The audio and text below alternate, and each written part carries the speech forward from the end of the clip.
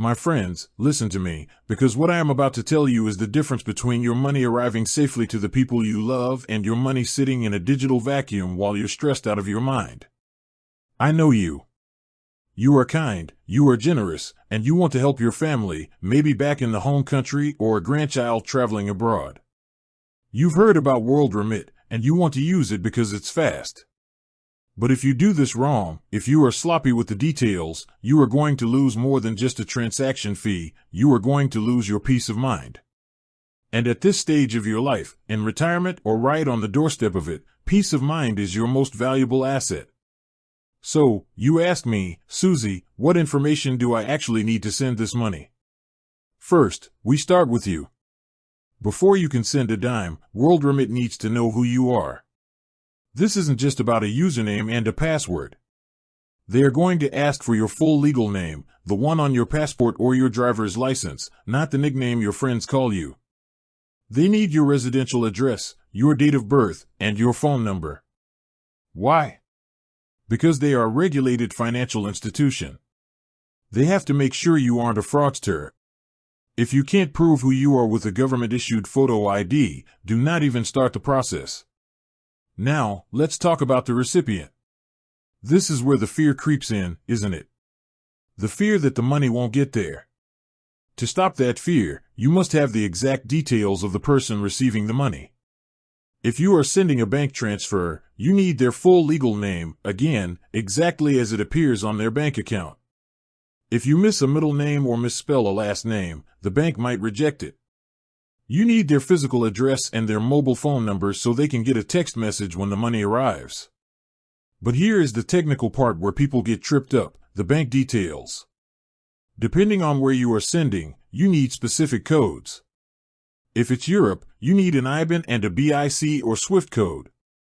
If it's India, you need the IFS code and the branch state. If it's the Philippines, you need the bank name and the account number. If you are sending to Nigeria, you might even need their bank verification number or BVN. Do not guess. If you aren't 100% sure, you pick up the phone, you call your relative, and you tell them, send me a photo of your bank statement or your deposit slip.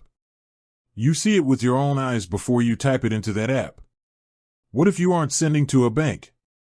What if you're doing a cash pickup? This is a huge point of failure for so many people. For a cash pickup, all you need is the recipient's name and their contact information. But listen to me, the name you put in WorldRemit must match the ID they show at the pickup window.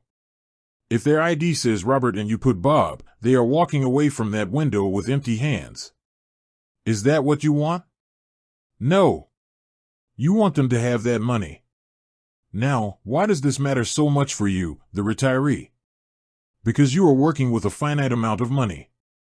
You don't have a paycheck coming in every 2 weeks to cover a mistake. When you send money through a service like WorldRemit, they show you the exchange rate and the fee.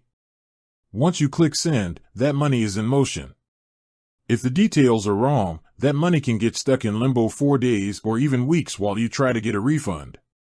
I want you to be a master of your own destiny. I want you to be the one in control. Here is your actionable takeaway. I want you to create a remittance folder, either a physical one in your desk or a digital note on your phone. For every person you send money to, write down their full legal name, verify with their ID, their current physical address, their mobile phone number with the country code, their specific bank details, account number, IBAN, SWIFT, or branch code.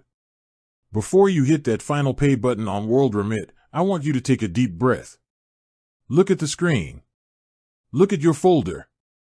Check it letter by letter. If it's not a perfect match, you do not send it. You have worked too hard for your money to let a typo take it away from you. Be smart, be strong, and most importantly, stay safe with your transfers. Because when you are certain about the details, you can be certain about your future. Now, go get those details, and do it right.